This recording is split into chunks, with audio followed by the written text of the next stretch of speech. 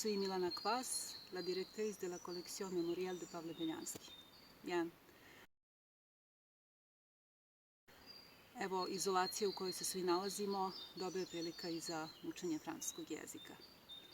Ono što ja imam prednost jeste to što živim na Fruškoj gori i što sada sa svojom porodicom mogu više vremena, slobodnog vremena da provedem u prirodi, bilo da su u pitanju šetnje ili rad u vrtu, u dvorištu, ali naravno tu su i obaveze, bilo da je reč o pomoći deci u rađenju domaćih zadataka ili posvećenost profesiji, a to je dalji život spomen zbirke Pavla Beljanskog tokom ovog vanrednog stanja.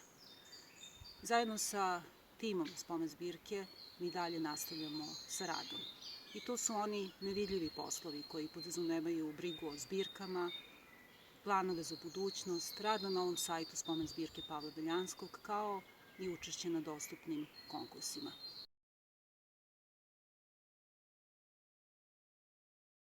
Sa druge strane, mi vodimo računa i o svojoj publici. U tom smislu pripremili smo projekat Spomen zbirka Pavla Beljanskog priča o slikama, koji možete pratiti na web sajtu, zatim na Facebook stranici muzeja, ali i na digitalnim platformama Ministarstva kulture i informisanja Republike Srbije. U okviru ovog projekta izabrali smo za vas priče o slikama koje su napravili i napisali vrhunski stručnjaci uz tumačenja u znakovnom jeziku, zatim tu su filmovi o kolekciji, kolekcionaru, umetnicima i delima iz spomen zbirke Pavla Beljanskog i o periodu o delima iz kolekcije iz perioda između dva svetska rata. Takođe, kolekciju Pavla Beljanskog možete pratiti i na Google Arts and Culture u kontekstu svetske kulturne baštine. Takođe, sama situacija dovela i do nekih promena jer smo počeli da se otvaramo za javnost. Prošle nedelje, 23. aprila, spomen zbirka je ponovo otvorila vrata publici i to od utorka do petka, od 10 do 17 časova, kada se ponovo možete susresti sa delima iz stalne postavke, koja su u stvari i veoma jasan dokument o kulturnim, umetničkim vezama između Francuske i Srbije.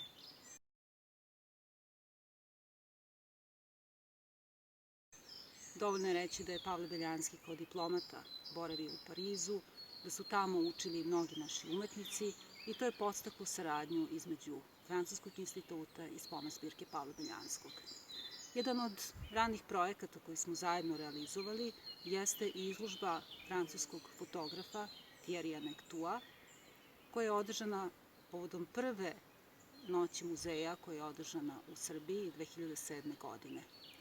Spomen zbirka je postala deo umetnikovog projekta Un musée au musée, kada je Nectoua po pariskim muzejima snimao reakcije publike na eksponate. Izložbu tih fotografija mi smo prikazali u spomen zbirci, a iste veče bio je prisutan i sam umetnik. On je fotografisao posetioce ispred dela iz kolekcije Pavla Beljanskog i iste veče i ta dela su se u digitalnoj formi prezentovala publici.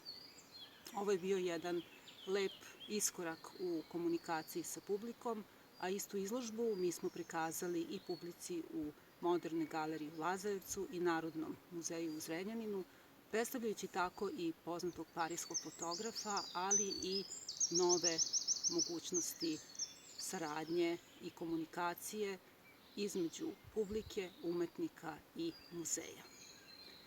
To što su naši umetnici boravili u Parizu i pokazuje i bogata arhivska građa spomen zbirke.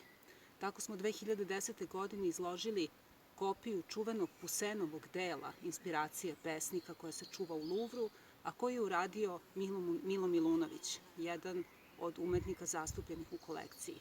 Uz to bila je izložena i bogata prepiska između umetnika i kolekcionara koja je objasnila publici sudbinu toga dela, koje je na kraju vlasništvo Fakulteta likovnih umetnosti u Beogradu, čiji je Milunović bio jedan od osnivača.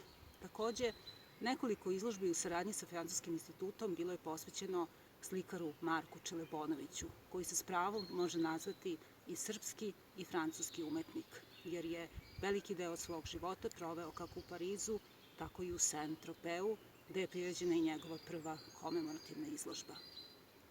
2010. priređena je u Francuskom kulturnom centru u Beogradu izložba o Marku Čelebonoviću, kada je i napravljena rekonstrukcija njegovog ateljeja u Saint-Tropeu, gde je centralno mesto zauzimala slika enterijer iz kolekcije Pavla Beljanskog.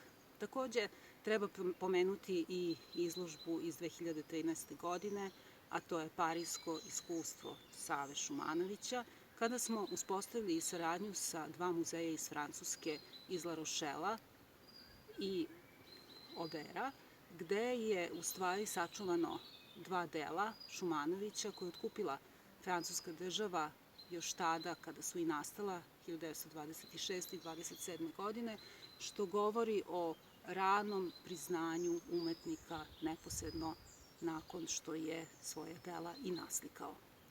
Naravno, tu je i saradnja, dugogodišnja saradnja tokom meseca frankofonije, kada smo prikazali niz filmova, predavanja, kada je Francuski institut u okviru pratećih programa izložbi održao i pomogao da se predstavi i francuski jezik, kada su vršena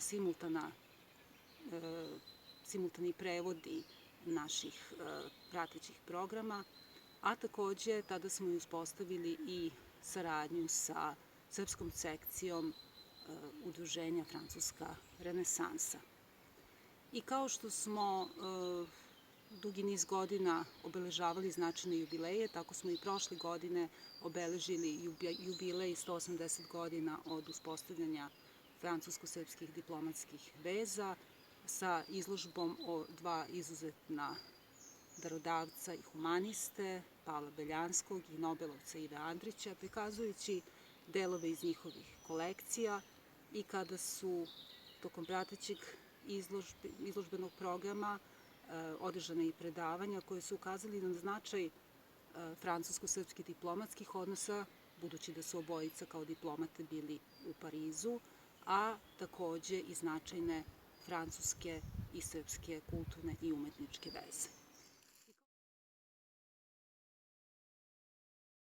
I kao što su početci saradnje sa Francuskim institutom bili vezani za razvoj publike, tako i naredne godine planiramo saradnju sa jednom frankofonom zemljom, a to je Luksemburg, i sa udruženjem Plesa Lukoda, prilikom realizacije projekta koji želi da prosto publiku privuče sa jednim novim načinom spajanja različitih umetnosti, u koju uključuju ples, muziku, video, umetnost i slikarstvo u projektu Koreohroma, a tada ćemo stupiti u saradnju i sa udruženjem Korakor iz Francuske. Takođe, naredne godine, kada obeležavamo i 60 godina od otvaranja za javnost spomen zbirke Pavla Beljanskog, a kada je Novi Sad i Evropska prestonica kulture, mi ćemo prirediti i izložbu francuski Sava Šumanović i evropski realizmi,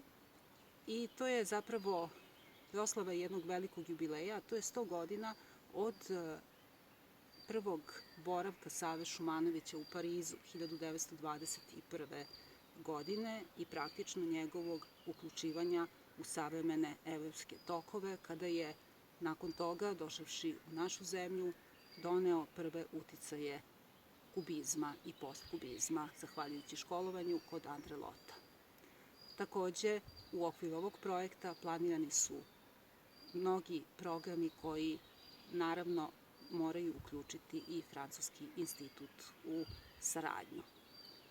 I evo, dok ne dođe do normalizacije stanja u zemlji, kada ćemo moći da vam mnogo toga ponudimo u našem prostoru, posetite spomen zbirku Pavla Beljanskog od utorka do petka između 10 i 17 časova. A druga mogućnost je da ostanete kod kuće. Mi ćemo doći kod vas.